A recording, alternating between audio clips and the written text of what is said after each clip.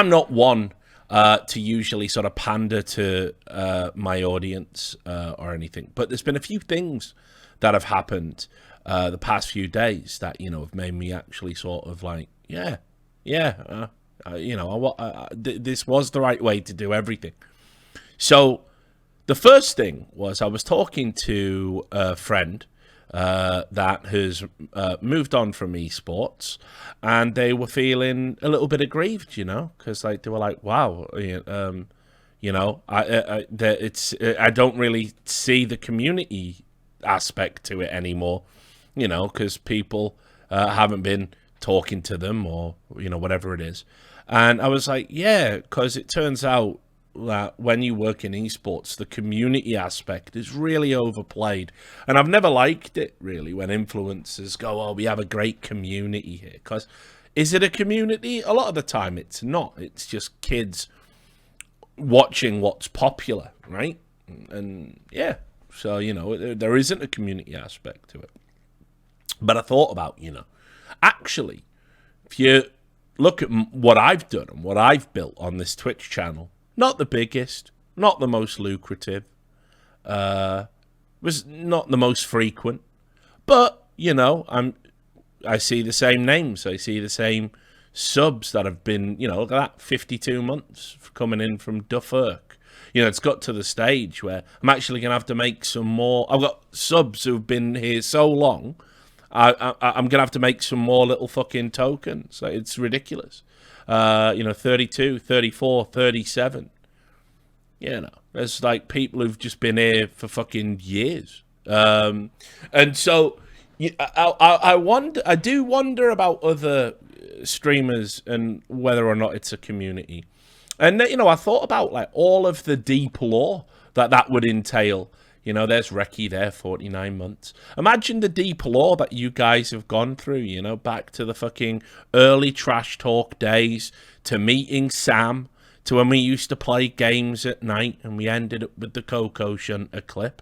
And then, what else? What other deep lore? I mean, all of it. It's mad. The move to America, right?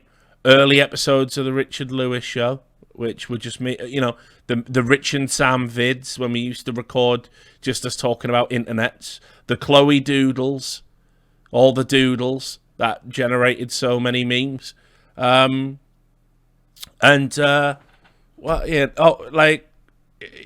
we are now. Oh, the Cringer stream. Richard's lost his mind and dressed up as Ninja for 4,000 subs. The invention of the No Majors Club. You've all been here for all of that. Loads of you have. It's fucking mental. That's like, you're talking 6-7 years of my life, basically. So I was thinking about that the other day. And then this leak happened, right? And so for those who haven't seen it, basically, and I'll talk about it as much as I can on Twitch, by the way, because they're being a little bit dodgy with some of these bans. We'll come to that as well. But it was a list, right? So basically, the entirety of Twitch got fucking leaked. So the source code's out there, which, as we'll get to, that's the bigger nightmare. Because you've now got hackers in real time, and coders in real time being able to look at the source code and find any vulnerability in its platform. And I'm sure internally Twitch have got their guys doing the same thing to try and plug it before anyone gets in it. That's before we even find out if there's they've probably spent the last couple of days looking for backdoors that the hacker might have left.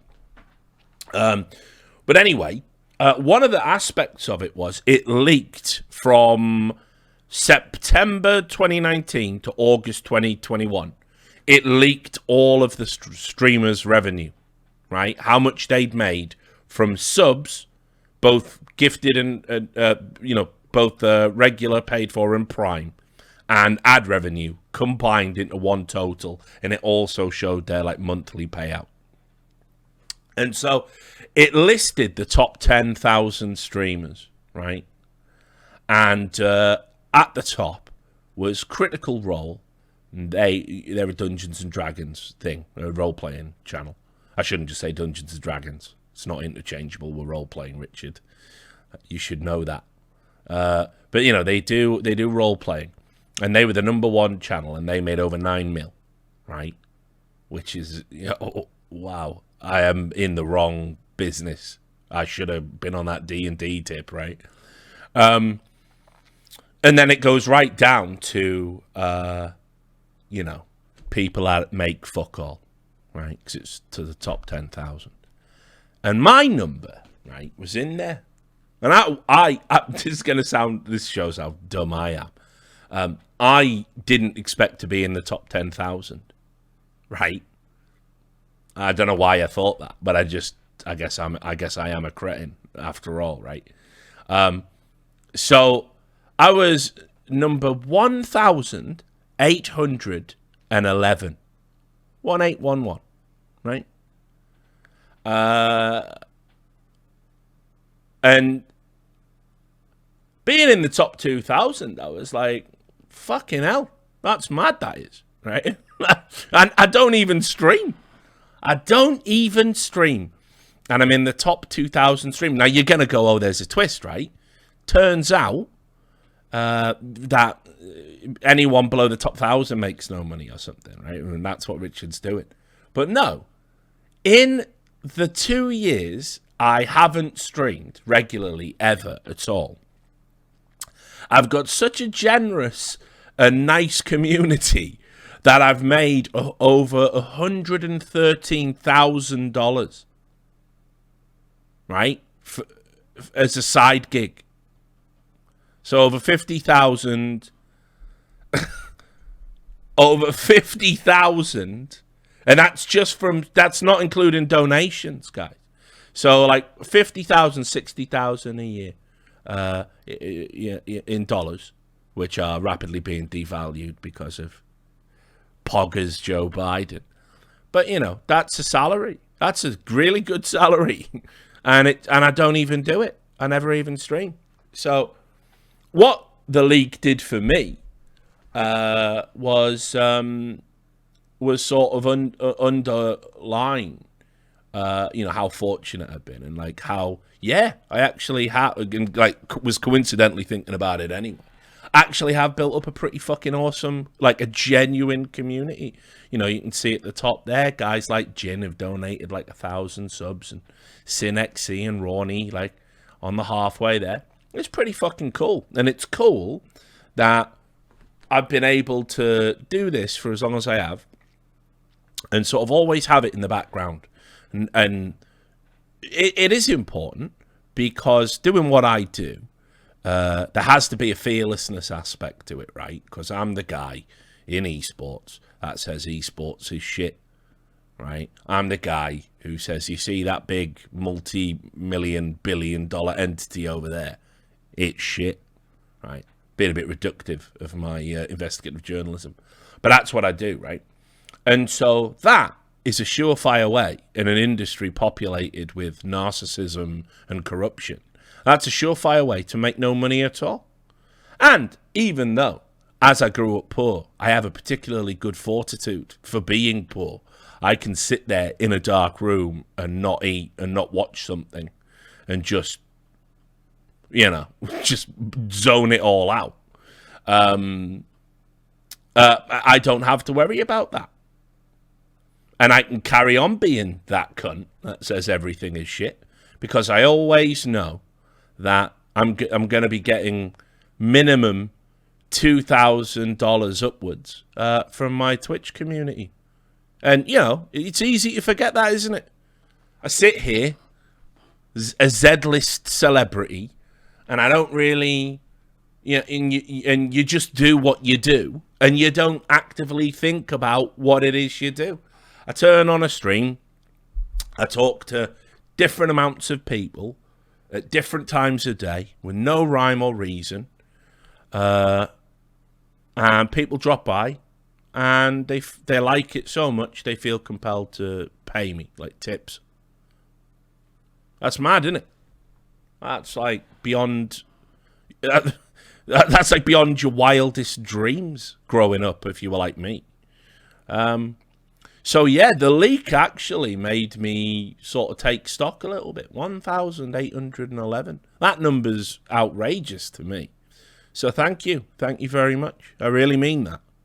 I know a lot of streamers don't really thank their gifters and communities in like a genuine and heartfelt way, and often it's not their fault. Their communities are so big, it becomes like a monolith and you can't do it. Fortunately for me, I'll never have to worry about that particular problem. But, equally, that people have stuck around for 5 years, 6 years, listening to different bullshit at different times. It's staggering, man. So thanks. Thanks to all the people who are underlining the point now. It's ridiculous. I really mean it. And also, with that said, time to shill. It's time to shill, guys. Thanks for all your generosity. I've pandered to you now, and now it's time to insert the shilling. Let the shilling begin. Right? So, sponsors have made it possible, but obviously you're a part of that too. The other thing that wasn't in the leak was the sponsor money. I never used to go after sponsors because it was very hard to work with partners that either didn't want me to compromise my integrity in some way, like skins gambling sites, for which I'd turned down unbelievable amounts of money in the past. You can't fathom how, there were so many sites out there who were going, hey, if you say we're legitimate, we'll give you fucking $10,000 per video and all this shit. And I was going, are you legitimate? Oh, no, but if you say we are. And I'm like, right, okay, well, this is the problem, you see. I'm not going on record as a liar. I don't want to do that. So, and that's another reason why your support for doing the right thing is important as well. But anyway, over time, by having like a dedicated community, what you realize is, because Vince was on the list, I can't remember his number, but Vince was on the list. And what you realize is, if you've been in this business a while, like I have, an influencer for boomers, and Zoomers who feel like boomers, what you realize is it's better to have a sort of small, hardcore following that'll come along with you for everything than it is to be one of those streamers that blow up because they play a game that blows up. And then 2-3 years down the road, they're miserable because they don't understand where the big time has gone. And because of that, because I can go to a sponsor and say, listen, I'll turn on my stream and 1,000 dedicated regulars will turn up, minimum. They go, oh, that's great. We don't usually sponsor overweight, balding morons who talk nonsense, but go on, we'll give you a go. And that's how we ended up with the sponsors we've got. We are in a strange time financially. America is on its knees. I know about 25% of my audience is American. And it's easy sometimes to give and then have that moment of regret. Because the way this is all set up, there's a dopamine aspect to it, right? So just don't ever feel compelled to part with your money. If I never received another paid for sub, if I never received another donation, if I never received another penny off Twitch, I would still do it, right? Because I like it, and I would never feel anything negative towards any of you guys at all who are here. Never. So if at any point financially you can't do it, don't do it.